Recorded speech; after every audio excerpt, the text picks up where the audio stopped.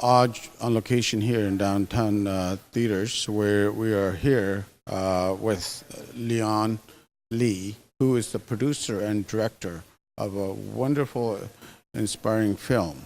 When it comes to communication or expression, we know that that is the key element in terms of self-growth and also make things go around.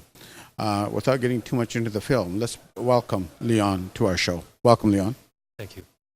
All right, so tell us a little bit more about you, first of all. So how long have you been into the film industry and so forth? I have been making films since 2006 when I first immigrated to Canada.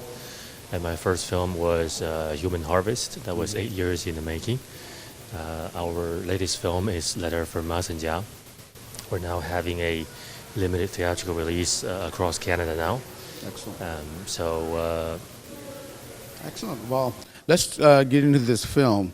What inspired you, and how did this all become about?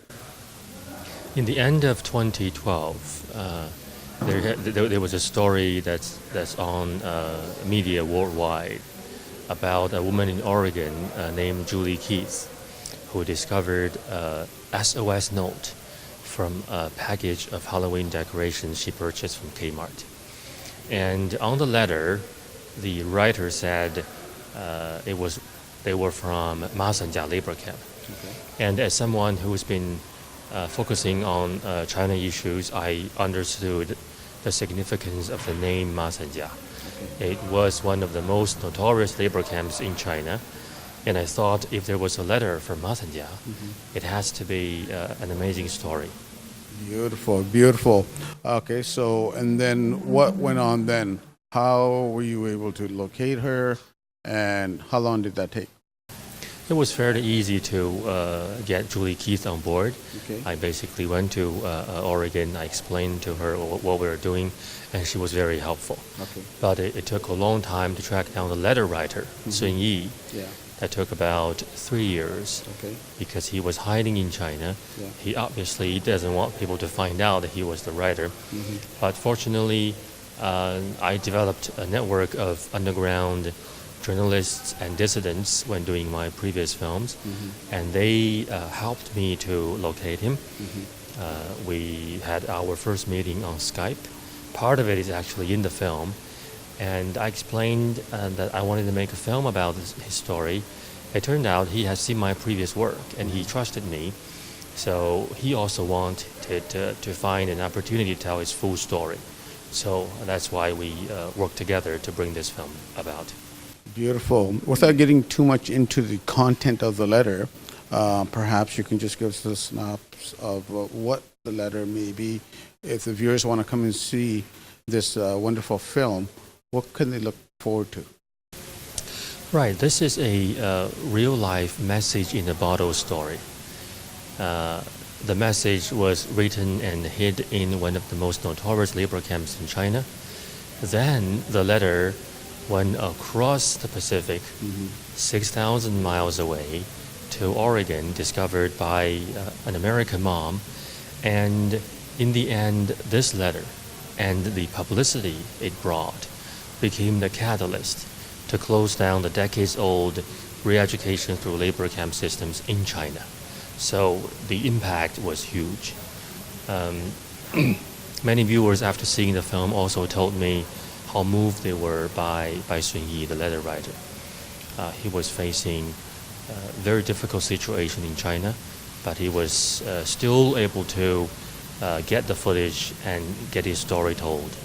So that's why I think people should come and see it. Beautiful view. It was a very brave move on your part, to actually get the journalists back into China, talk about communist government. There's so much that's going on. What gives you the strength, the inspiration to really keep going forward despite all these struggles? The people I met during years of filmmaking, the brave Chinese people and their remarkable stories. If they are able to stand up and tell their stories while they're in China, basically risking their lives, I can also do it here in Canada. So whatever risks I may face is really nothing compared to the people in China. Beautiful. Do you find there are many people that are in China who's facing oppression? They want to reach out. They want to do more. So I guess my general question is: are you finding that more and more people want to actually get involved in setting the record straight, or telling the stories? Yes, indeed. More and more people are willing to come out and tell the world what's going on in China, and more people are trying to find different source of information than what the government want them to believe. And that's why the film is part of the much bigger picture in terms of getting people the information.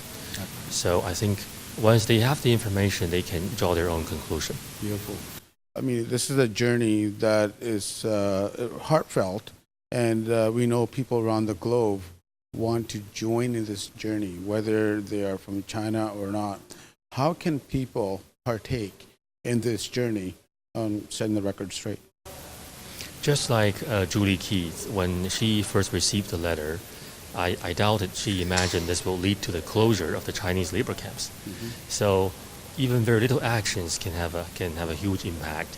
For the viewers, you can come to watch the film, introduce the film to your friends and family. You can also write to your representatives. We actually have a campaign on our website now. It's under Take Action of the website letterfrommasanjia.com. Because Sun Yi's letter helped to close down the labor camps. Now, your letter, the viewer's letter, can help to bring another Canadian whose name is Sun Qian. Okay. She was also a Falun Gong practitioner, now detained in China. We're trying to write to the Prime Minister. Hopefully he can help to secure the release of Sun Qian. Beautiful, beautiful. All right, folks, there you go. Mr. Leon Lee, who has taken a big leap towards creating change that's positive. I think it's our moral duty and ethical duty to get involved and create a bigger change. We'd like to thank you so much for being on our TV. Okay, thank you.